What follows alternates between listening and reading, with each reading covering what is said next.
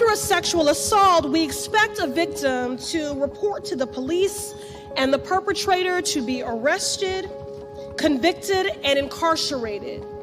But that is not the reality. The VRLC was established in 2003 with the mission to provide free legal representation to survivors of rape and sexual assault to help rebuild their lives, and to promote a national movement committed to seeking justice for every rape and sexual assault survivor. The Victim Rights Law Center is available for anyone who needs a lawyer, whether you're 2 years old or 90. The VRLC is available for assisting folks. If a victim is raped at home, a VRLC lawyer will help them break the lease with no repercussions. If a victim is undocumented and targeted for sexual violence, a VRLC lawyer can help secure their immigration status. If a child is sexually abused by a family member, a VRLC lawyer can help ensure that child can feel safe again. We assist survivors with critical civil legal needs in the areas of privacy, safety, immigration, housing, education, employment, and financial stability, as well as criminal justice advocacy to help survivors stabilize and rebuild their lives following sexual violence. Many of our clients are under the age of 24, and last year our youngest client was 5 years old. Their goal is that one day, a sexual assault survivor in any state will have access to a free VRLC-trained lawyer. Last year, we helped over 1,000 survivors with over 3,000 different legal needs in Massachusetts and in Oregon. By bringing survivors' experiences front and center in the national dialogue, VRLC is changing the thinking of policymakers, jurors, the media, and our communities. Free civil legal services for sexual assault survivors can be life-changing and sometimes even life-saving.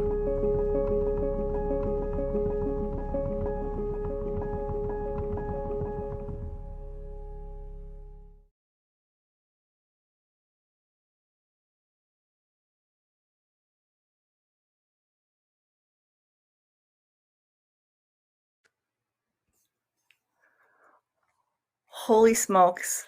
I can't believe we're here. I hope you all can hear me okay. Happy Shining Star. I am Stacey Malone, the Victim Rights Law Center Executive Director. Welcome to our first virtual Shining Star Gala. I can't tell you how much I miss being in one of those fancy spaces with you, having a cocktail and all kinds of great things to eat. I miss you desperately, but I have to say, it's just so wonderful to bring this very special group of supporters together as we recognize the contribution of so many impressive leaders and survivors in the anti-sexual violence movement. I can't believe this day is here. All year long, we think about Shining Star so we can be with all of you. And we're grateful to you for joining us in this virtual space. In fact, it's a very special moment in our history as an organization founded 18 years ago that now has national programs as well as offices in Massachusetts and Oregon. It's actually the first time that all of our supporters, volunteers, and survivors throughout the entire country can come together to attend our Shining Star Gala. So although I'm really sad to not be together in person, what an opportunity for us all to be together in this really great space. So thank you for joining us tonight. You know, the last 2 years, they've had their ups and downs for all of us, for sure, and especially for survivors. But I will tell you, together, we have been so resilient. Our intake specialists continue to answer calls for help from survivors, and our attorneys are on the front lines every single day helping survivors. We represent over 1,000 survivors in Massachusetts and Oregon this year. It's a lot of survivors with so many legal issues. And our training team, they have been incredibly nimble, responding to the ever-changing needs from service providers and lawyers around the country who need advice and need tools so that they can respond to survivors in their own communities. Over the past year, we've trained more than 7,000 professionals. That's more than 7,000 advocates and lawyers, sexual assault nurse examiners, law enforcement, campus administrators, so many folks around the country who've needed our help to help those survivors. And our volunteers and donors, you continue to step up and be there for survivors. And it means so much to our staff as well as to those that we serve. So thank you for being there for us. The Shining Star Gala has always been an instrumental event for the VRLC. Yes, it raises awareness around sexual violence, but it also raises funds for the first nonprofit law center in the country that focuses on the civil legal needs of sexual assault survivors. We know that the criminal justice system, it's not the answer for all survivors. And our free legal services in the areas of privacy, safety, education, employment, immigration, and housing, they are critical to helping survivors rebuild their lives following sexual violence. VRLC's legal services, they are life-changing, but honestly, sometimes they're life-saving. Your donations help to support survivors like Camila and Cami, who you'll hear from today. I can't wait for you to hear from them. In fact, 100% of today's proceeds fund our services. Please donate if you can.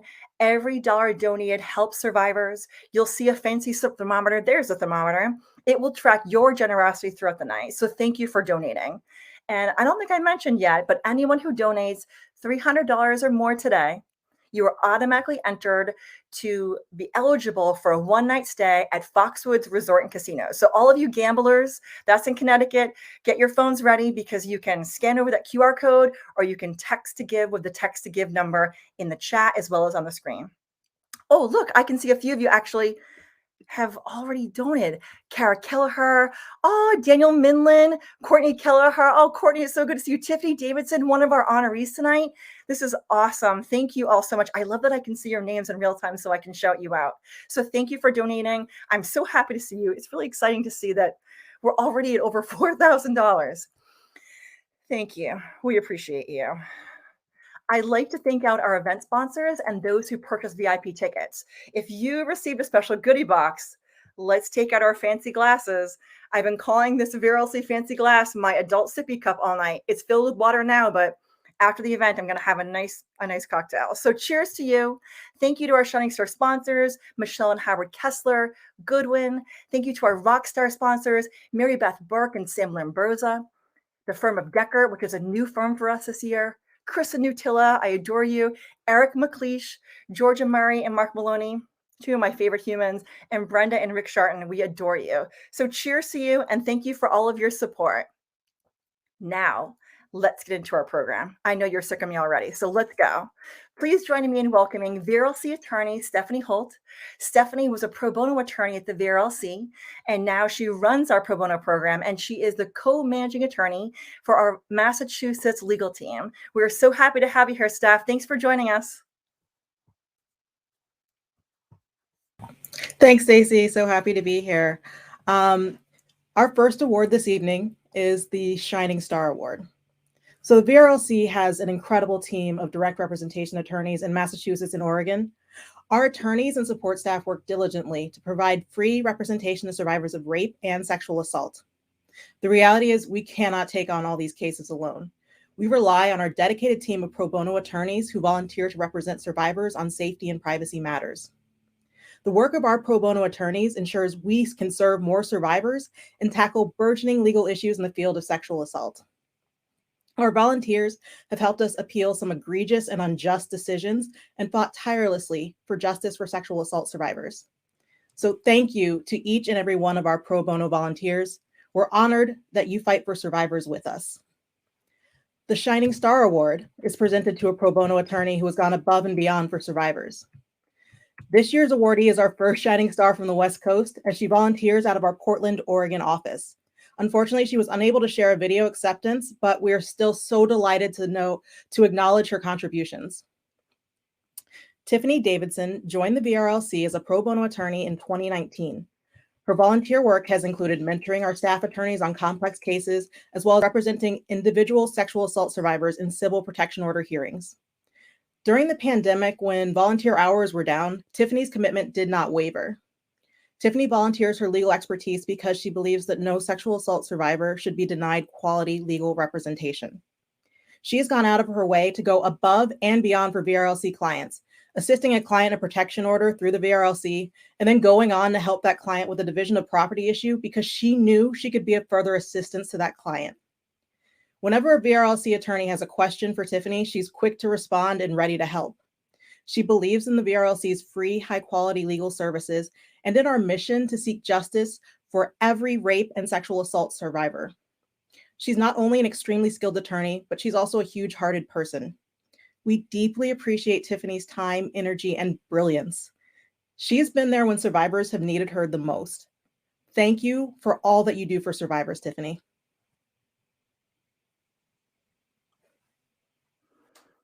Thank you so much, Stephanie. We appreciate you. And congratulations, Tiffany. Volunteer attorneys are so important to us. I know that Stephanie came to the VRLC as a volunteer attorney, and so did I. Back in 2004, only a year after the VRLC was founded, I became a volunteer attorney, and now I've been on staff for 12 years. So we appreciate you. We're so grateful for all of the time that you donate to survivors, and it really allows us to be able to help survivors in such a comprehensive way. So thank you, Tiffany, and congratulations.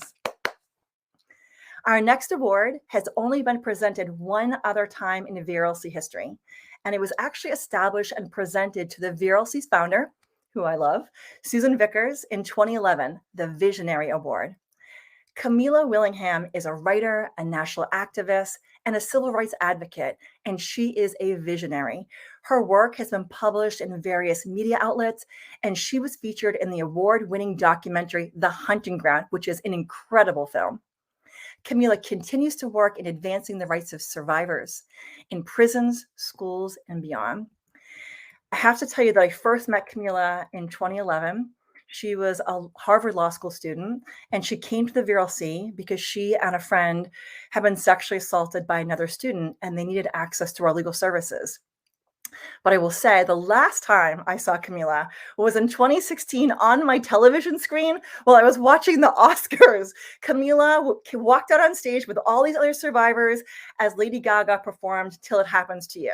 I was literally screaming, I was crying, I was yelling at my TV. It was such an emotional moment to see Camila with just these amazing, strong, courageous survivors take the stage to that song. So it was beautiful. So I could not be more delighted to welcome Camila back to our screen as she joins us for a live Q&A to accept our 2021 Visionary Award for inspiring others. Congratulations, Camila. It is so, so wonderful to see you. Thank you so much. It's really an honor to be here and to be reunited in this way. It's kind of blowing my mind. I know. I can't believe it. I'm absolutely, when you came into the stage earlier and I saw you, I like freaked out a little. I'm like, oh my gosh, like I knew I was going to see you, but to have you here is just, it's beyond. And we thank you for doing a live Q&A with us tonight. I just have a few questions. So many things we'd love to know about your experiences and kind of what you're doing now. So let me first start by asking you, can you tell us how the VRLC may have helped you and what the lasting impact was of having a lawyer by your side? I think a lot of folks would love to know that. Of course. I mean, it's been a long 10 years since I walked into your doors. And that was at a time when honestly, I was so overwhelmed and I didn't know who I could trust. And I was also so afraid of burdening anyone around me with my experiences. So to be able to have an attorney who came with a whole office and staff of people who were just like, come on, let me hold that for you. This is my job. It was life-changing. And I don't think it's an exaggeration to say it was life-saving because I honestly don't know what my life would be like if I hadn't had you all to lean on and to do some of the heavy lifting for me, like thinking through the hard stuff with me, strategizing, being on alert for all of the ways that my rights were being infringed on and knowing what my options are. Like I felt like my newly traumatized brain could not hold it all in that moment. And it also just felt incredibly affirming and important just to have someone with me who could acknowledge the injustice of what was happening, like an expert who could see what was going on. Because I don't know. It's like you want to deny what's happening, and people around me obviously were. But having that validation of what I was going through, even if there was no immediate solution, even if the ultimate resolution wasn't what I would have thought of as justice, I felt like I gained something having that representation, because I had someone in my corner defending me, advocating for me, and just someone to go through it with me. Yeah, it was a lifesaver. I so appreciate that. I think that folks assume that every survivor goes through a criminal process, right? And then there's the prosecutor is their lawyer, and they don't understand the importance of a survivor having a civil attorney to help them in so many ways. So I really appreciate you sharing that experience, because I think it helps folks understand having someone to lean on, having someone to say they believe you. Exactly. It's just so impactful. I know that you had the dream of going to law school to be a civil rights advocate. How did your experiences shape your future? Well, I mean, there was a period when it felt like everything had been kind of derailed, going through this process as I was graduating, and job searching did not go well. Like, I literally missed exams and I missed interviews because everything was just spinning. And I had actually dreamt of being a victims' rights attorney like you all. But after the hours upon hours and months and years of returning to court and to investigative interviews and witness stand, not to mention my experience in law school, I felt kind of traumatized by the legal world, and pretty certain in the end that there was no part of that experience that I wanted to return to, even as an attorney. So as that door closed, it didn't keep me from the work, because I guess being forced to stand in my truth and defend myself and people in my position so publicly, I discovered what a powerful voice I had and how powerful it could be just to speak out. And in taking on such a powerful institution, and I don't mean my school, I mean the institutions of patriarchy and racism that I encountered, I also realized how strong I was, and I didn't really have that much left to be afraid of. So there was a time when my confidence was utterly devastated. And with time and a lot of work and a shift in perspective, that's kind of been transformed into what I now identify as an utterly unshakable sense of confidence and who I am. That is so beautiful. I can't even tell you how much I love that. I think that, after experiencing sexual violence, we are a different person. It changes who we are. It does change our dreams. And I think figuring out a way how to absorb that into ourselves so that we can still be the best version of ourselves we can. It's so hard, and it requires so much just tremendous work. But I feel like when folks are able to work through that and truly rebuild their lives, it is magical what they accomplish. That confidence and that strength is truly magical. It really is. Yeah. I know that you started that viral hashtag Just Say Sorry, because of course I followed it. And a nonprofit dedicated to calling out institutions who have failed survivors, which involved burning the memorabilia of the institution that failed you, which is such a badass move, and calling other survivors to do the same. I mean, like, seriously, like, enormous badass move. How did you hope this would impact survivors who answered your call to action? Well, I wanted to highlight the often ridiculous lack of empathy that so many of these institutions exhibit in their responses to sexual violence, both as a call out and because for survivors, it can feel really important to name and acknowledge out loud the injustices that we're facing, and to have others do the same. It's part of validating our realities and placing the shame back where it belongs, on those who bear responsibility. And I think there's also incredible power in the demand itself for empathy, because at the time, especially, there was a lot of cultural dialogue dismissing the realities of sexual violence on campus and painting campus sexual assault survivors in particular as like these hypersensitive snowflakes, making a big deal about a bad breakup or whatever. And I wanted to remind all of us that a survivor sharing their story, it's not a declaration of weakness. The sharing itself is a powerful act. The sharing itself is a demand. So it felt like what better way to reclaim and dramatize that power than to start a fire? And what better way to relinquish any of the shame and the shame that wasn't ours to carry and the rage that some of us might have internalized than to put it on something and set it on fire. So my hope was that survivors who joined us, but both felt the power in making that statement and demand explicit, and a catharsis in possibly letting something go that was weighing them down. Oh, it was just so incredible. Like literally lighting it on fire. Like seeing survivors light it on fire was just like, I mean, I was so blown away by it. It was so great. Highly recommend burning things that don't serve you. It feels so much better, doesn't it? Yeah.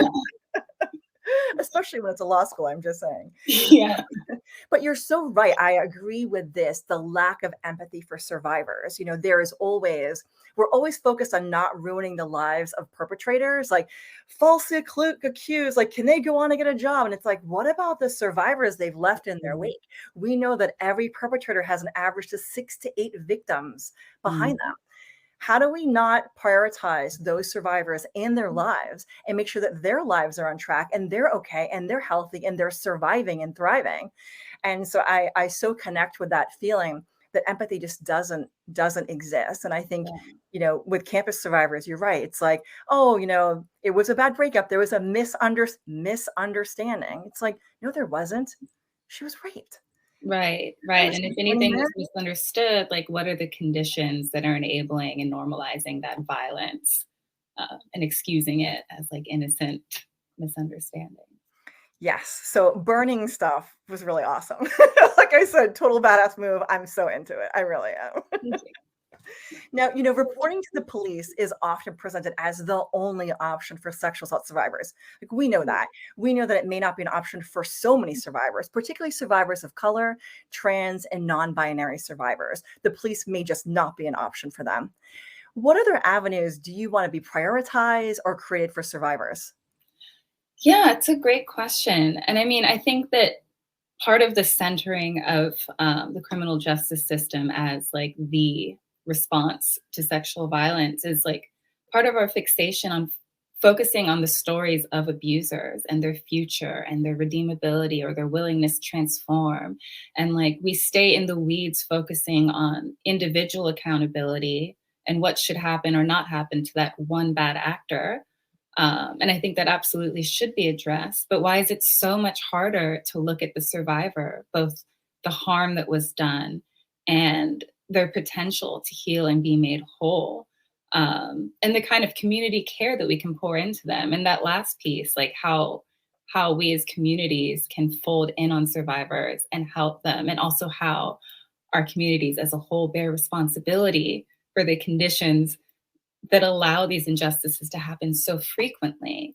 And so I guess that's a long way of saying that like these are the focuses of restorative and transformative justice, which I think that we absolutely need to focus more resources and time on and educating people about, because there's a lot of innovation in the way of forming these alternative avenues. And I think that the more we can prevent violence, and part of preventing violence also is creating strong community responses.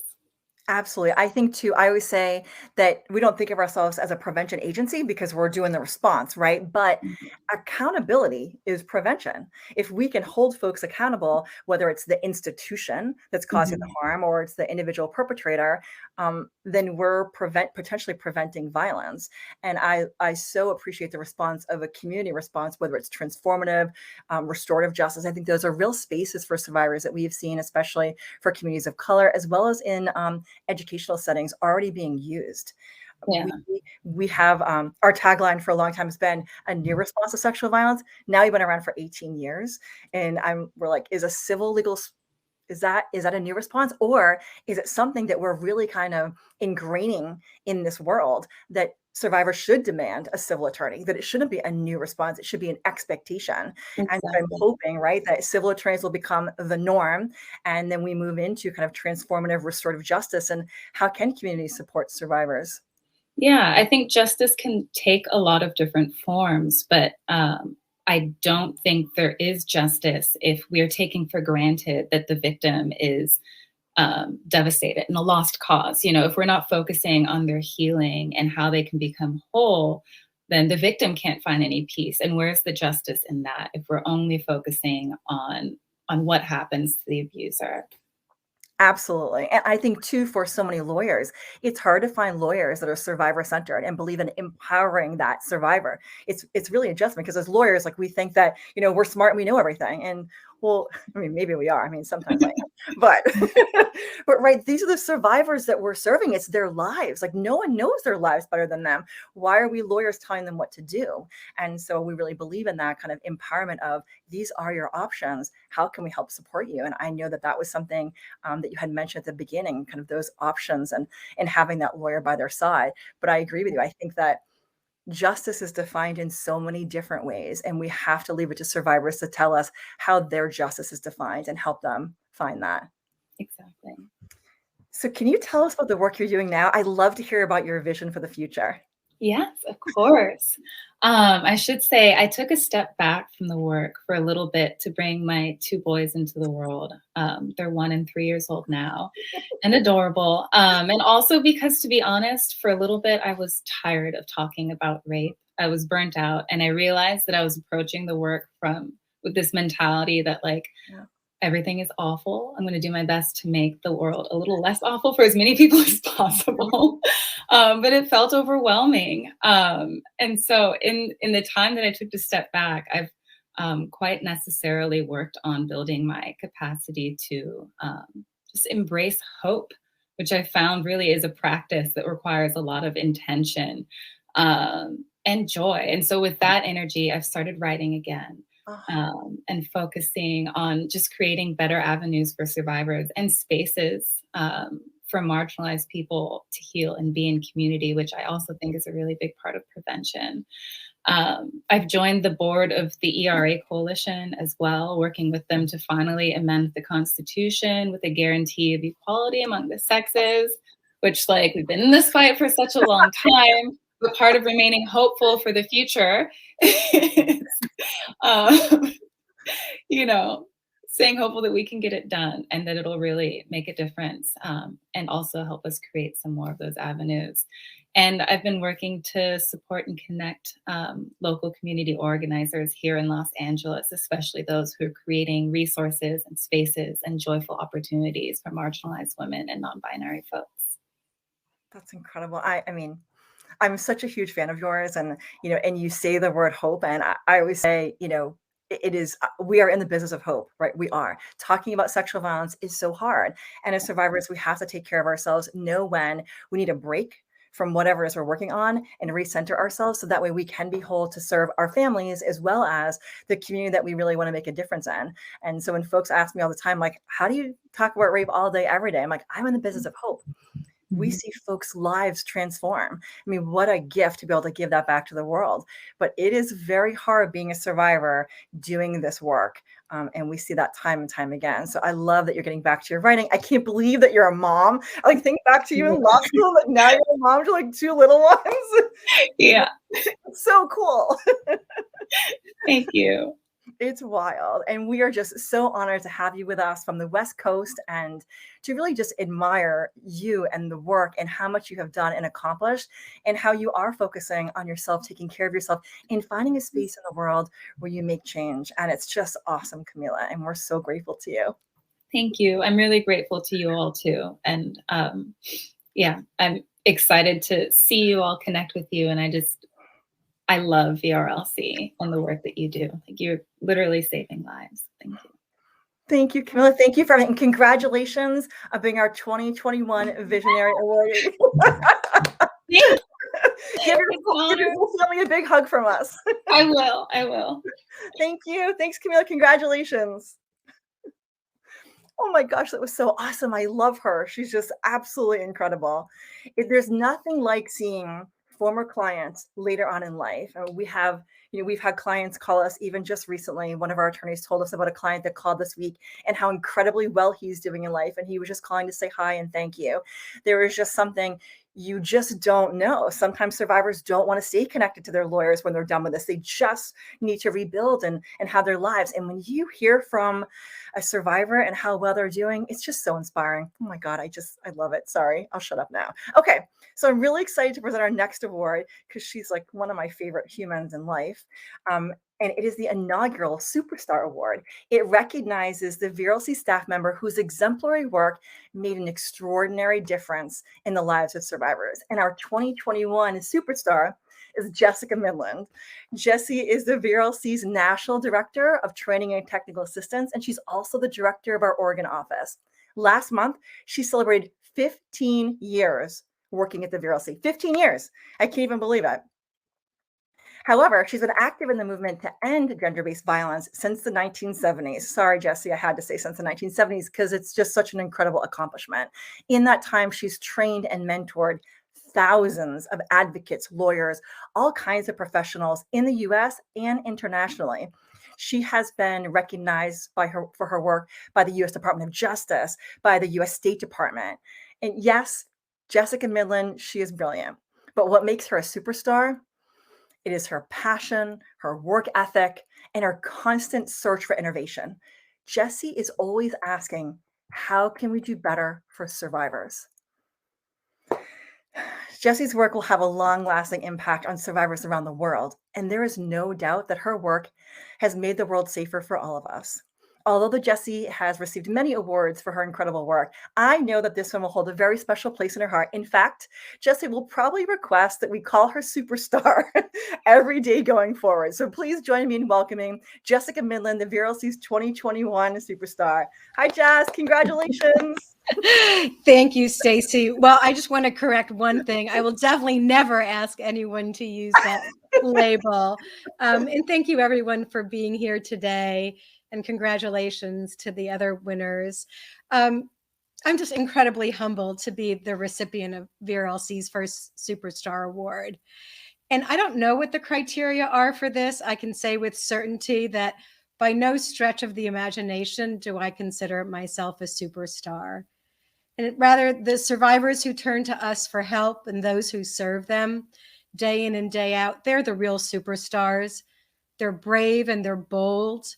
And every day they trust us enough to share us with their stories, to seek our help and support, to join our community of survivors, lawyers, and other warriors who are fighting for a safer and more just world. I can't believe it's been 15 years. I'm incredibly proud of what I do. I'll talk about it to anybody. Before there was a Victim Rights Law Center, you could search the internet or search the yellow pages, and there wasn't a single organization in the country that was devoted to meeting sexual assault survivors' legal needs or to supporting other lawyers' efforts to do the same. And 18 years ago, VRLC set out to change that legal landscape. And I think what we've accomplished in that time is just extraordinary. We created spaces for survivors' voices to be heard. We've litigated to ensure that their rights are protected and educated and supported others to do the same. And today, sexual assault survivors' rights are just part of the conversation in courtrooms, on campuses, and in Congress. You know, my parents I always say, raised me to speak out against injustice, which was something that they knew too much about.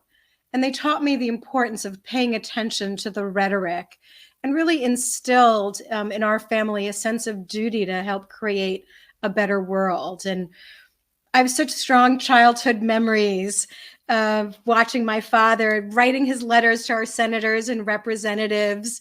And I learned my parents took me to political demonstrations, and I really learned to advocate for others and also for myself. And I'm still a little bit proud of the fact that when I was about 9 years old, the first chapstick I ever bought with my own money broke. And I wrote a letter to the company complaining, and I was completely thrilled when they sent me 3 replacements in return. And I think of that as my first successful settlement negotiation.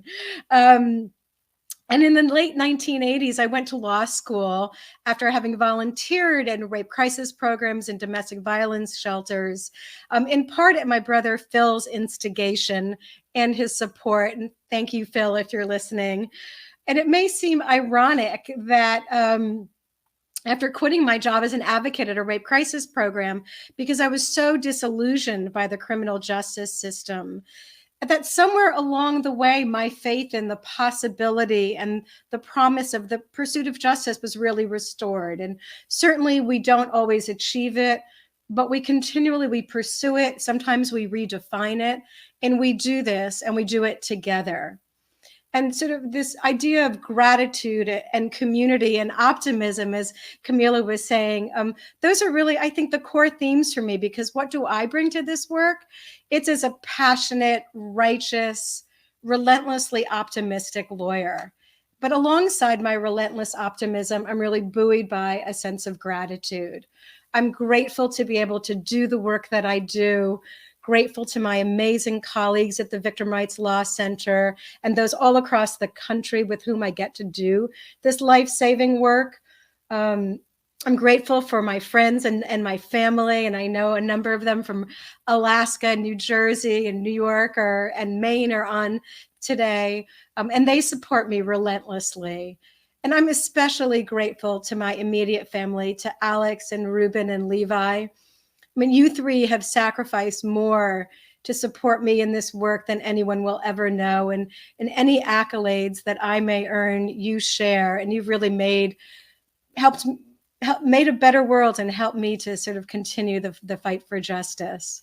And finally, I'm just grateful to all of you who are on line with us today, who have supported us in this journey, and for supporting our work so that we in turn can support survivors and really help and create and sustain this legion of lawyers and others who are fighting relentlessly for justice. And I really think our charge is justice, justice shall we pursue. And I thank you for this award. I'm humbled. I feel completely undeserving, and I'm so honored.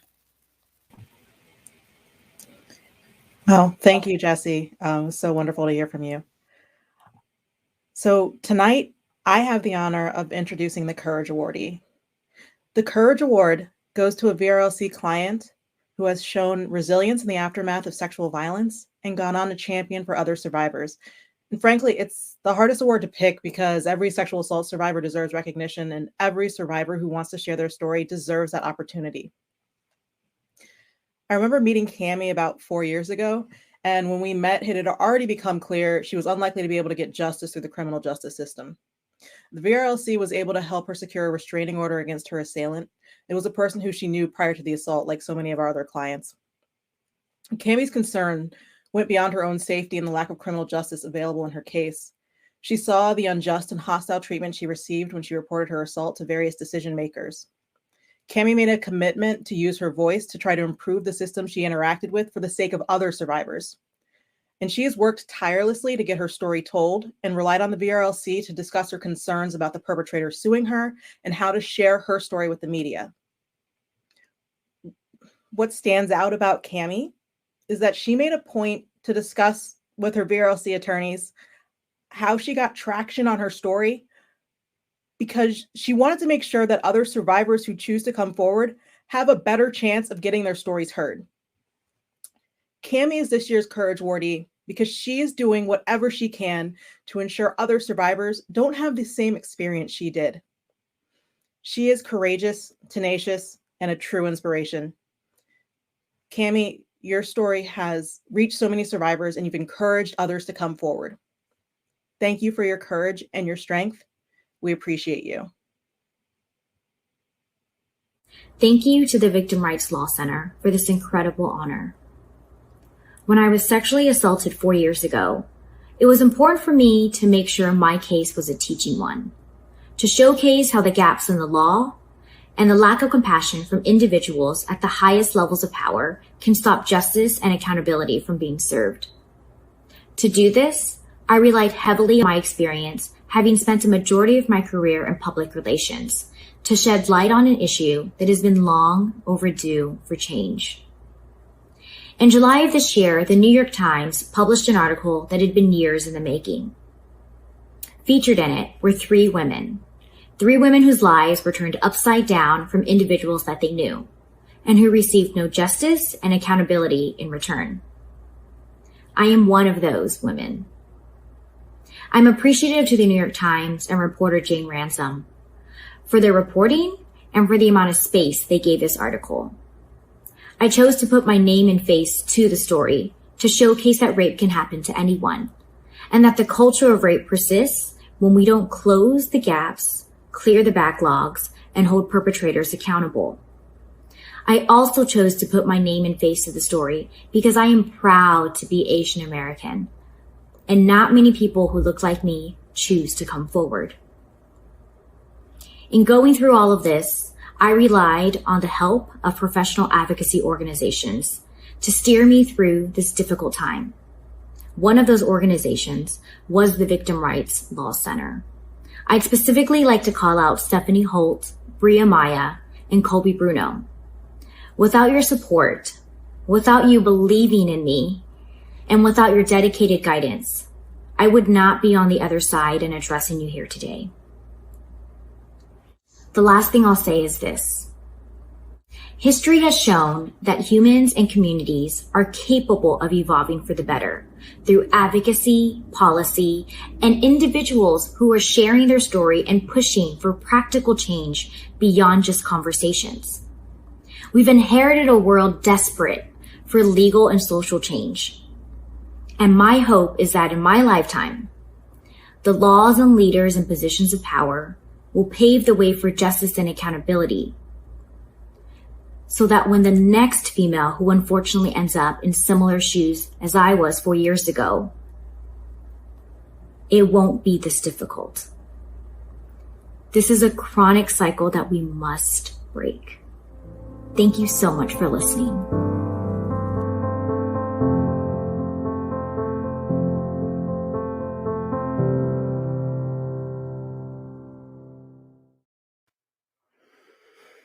Thank you, Cami, and congratulations. You know, it's hard when you've experienced sexual violence to tell your own family, to tell your own friends. And I look at Camila and I look at Cami, who have been featured in movies and in New York Times articles, and I am just overwhelmed by the tremendous courage.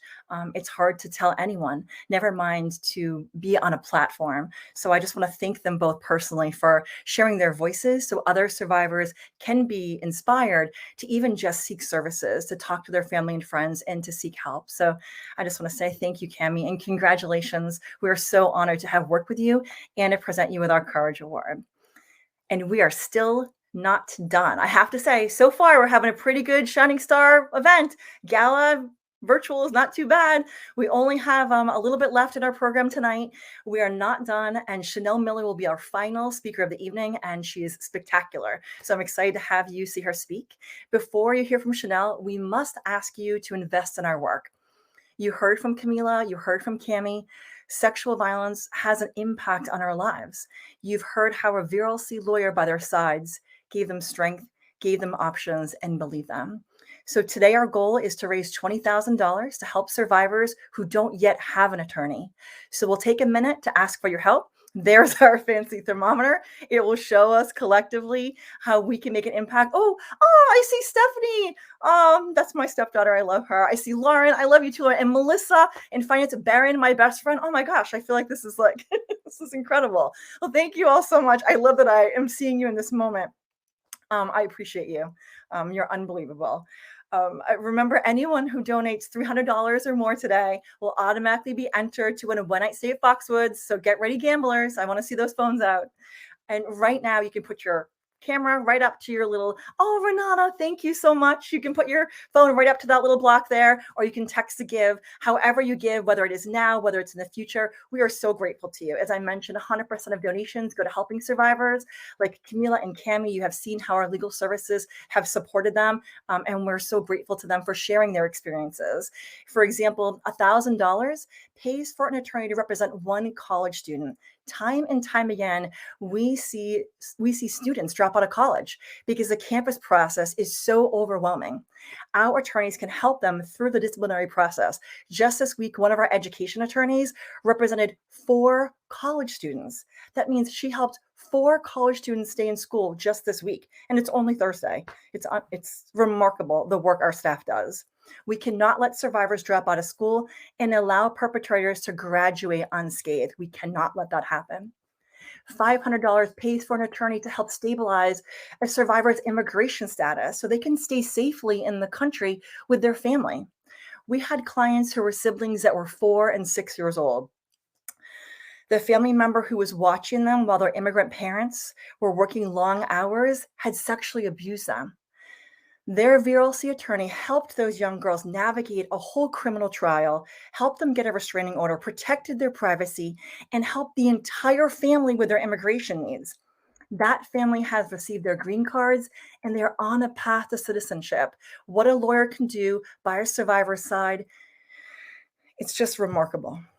$100 pays for a VRLC attorney to meet a survivor to identify solutions to any of their legal needs. Maybe a survivor needs legal help to secure safe housing during the pandemic, or legal assistance with their employment so that way they're not returning to a workplace with someone who has sexually assaulted them. I mean, the donations that you are making, I see Wendy and Rebecca and Corey and Kyle and Maureen Gallagher. You all are absolutely amazing. Thank you so much for donating to the VRLC and helping survivors. Honestly, any donation that you make is helping survivors directly. It shows survivors that you believe them, that you are here to help them. And I want to just take a moment to honor every single survivor who has ever walked through the VRLC's doors, the thousands of children and parents, the immigrants, the college students, the house cleaners, the executives, the families in crisis, people whose lives have forever been changed because of sexual assault and who came to the VRLC because they needed help. We're just so grateful to you. Oh, I see Lexi and Susan and Brett and Erin. I see you all, and I'm grateful to you for volunteering with us and donating to us. We are so, so honored to have your support. Well, I will now introduce you to Chanel Miller. I know that's what you came here to see, not to see me all night long. So I'm so delighted to introduce you to our 2021 Leadership Awardee. You know, this award has been presented to some very esteemed individuals: Gloria Steinem, Anita Hill, Congresswoman Ayanna Pressley, Ashley Judd. I mean, just some really remarkable folks. And we're so delighted to include Chanel Miller in the list of awardees. In 2015, Chanel Miller was 22 years old. She just had her first job out of college, and she was living with her parents at home near the Stanford University campus. One night after a party, she was out with her sister and her friends. Chanel was found unconscious, being sexually assaulted. During the criminal trial, she presented a 12-page victim impact statement where she told the court how the assault had impacted her life. Her statement was read online by over 11 million people in 4 days. We've never seen anything like it. 11 million people read how a rape survivor was impacted by an assault. It was unbelievable. The perpetrator was found guilty of 3 felony charges that resulted in only 6-month jail sentence, 6-month sentence. And he was released early after only 3 months. In 2019, the woman nationally known in the media as Emily Doe reclaimed her name in her New York Times best-selling memoir, Know My Name by Chanel Miller. Chanel is a force to be reckoned with, from her clever and thought-provoking illustrations to her continued activism for social change. And we are so honored to have her here with us today. Please join me in welcoming our 2021 Leadership Awardee, Chanel Miller. And thank you so much for your donations. Hello, everyone at the Victim Rights Law Center.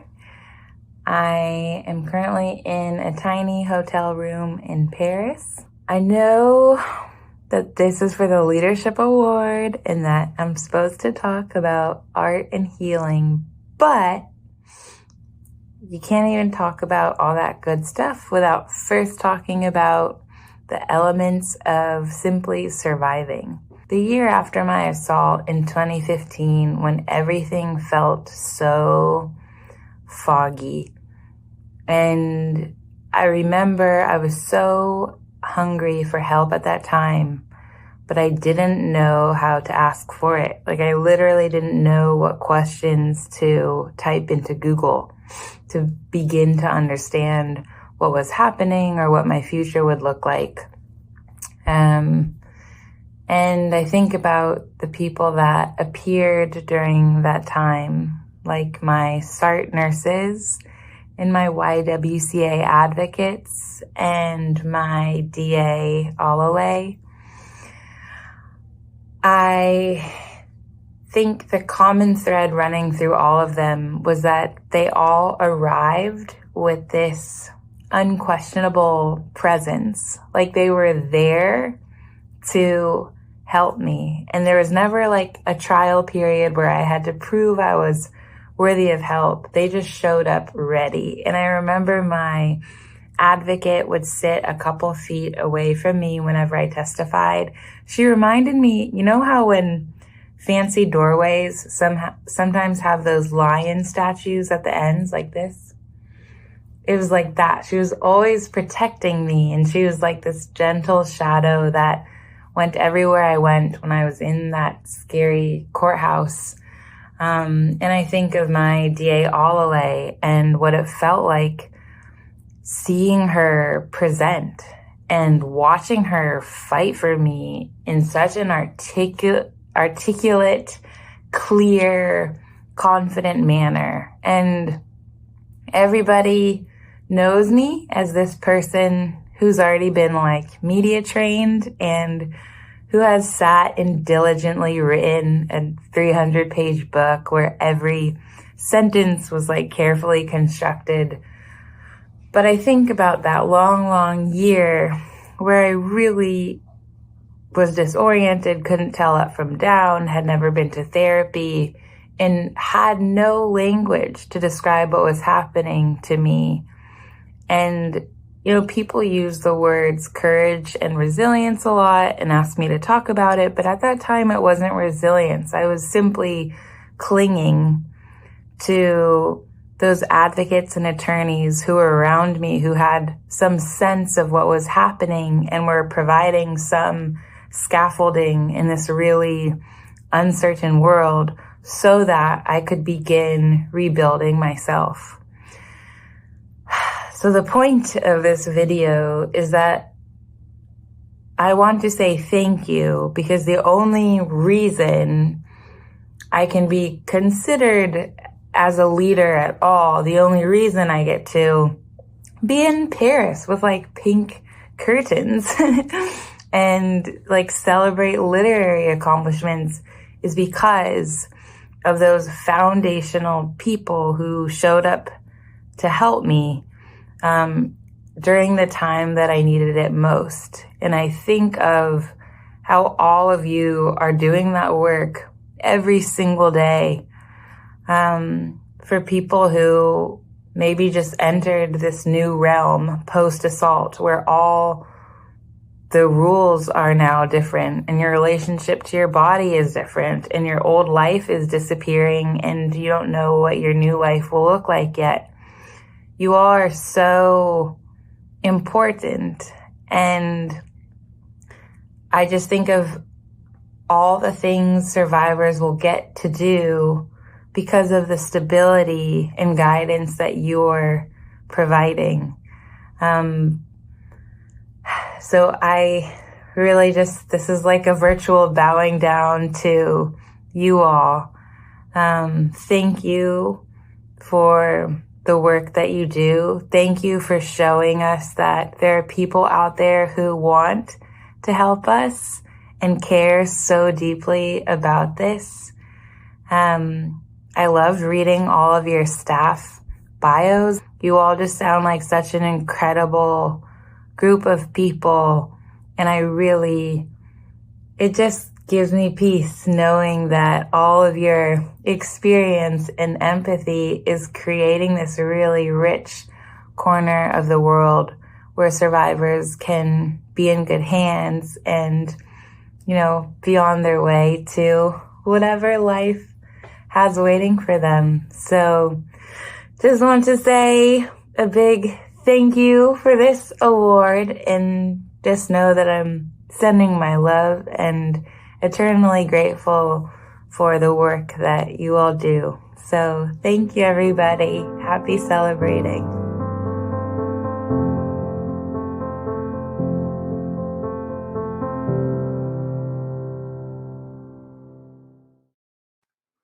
Oh, I can't. Chanel's smile and just her hopefulness is just unbelievable. All that she has been through, all that she has survived. And she says, like, we arrived, right? And that's how I feel about the VRLC staff. They arrive for survivors. They are there. Our attorneys, our paralegals, our assistants, our entire staff, they arrive for survivors. Thank you, Chanel. I was so incredibly moved by your remarks. I'm so grateful to you for joining us. We are delighted you are our leadership awardee, and we're so honored to partner with you in the future. I'm sure you were as moved by Chanel's remarks as I was. As we prepare to wrap up our evening, we want to thank you again for joining us. We want to encourage you to donate. Our services are in high demand, especially throughout the pandemic. Our phones continue to ring off the hook. Our attorneys are pushing capacity.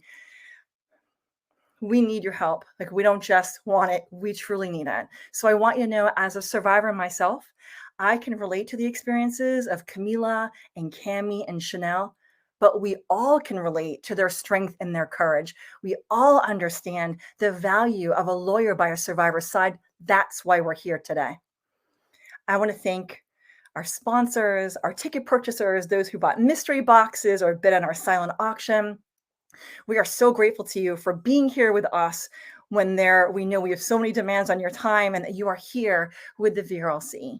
And I want our staff to know that we know how hard it is, the work that you do, and all of us, every single volunteer, every single sponsor that we have, they appreciate the hard work that you do. And we don't need survivors to say thank you, because we have the joy of seeing survivors thrive. It's incredible. So an enormous thank you to Camila and to Cami and to Chanel for sharing your experiences. We know how hard that is, and it means so much that you share your stories so that survivors will be able to seek services and especially reach out to the VRLC. So I just want to say thank you in closing. The money that you have donated, it will change so many lives. It is going to change so many lives. And we're so grateful to you for that. So thank you. And we hope that you join us at other events. And we hope you continue to volunteer and continue to donate. And I just want to say, from all of us at the Victim Rights Law Center and those we serve, thank you for believing survivors, investing in the VRLC, and standing up and saying that you believe and that you are here. This was our first virtual Shining Star Gala. I think it was pretty good. Thanks for being with us, everyone. Congratulations and happy Shining Star. Thank you to everyone.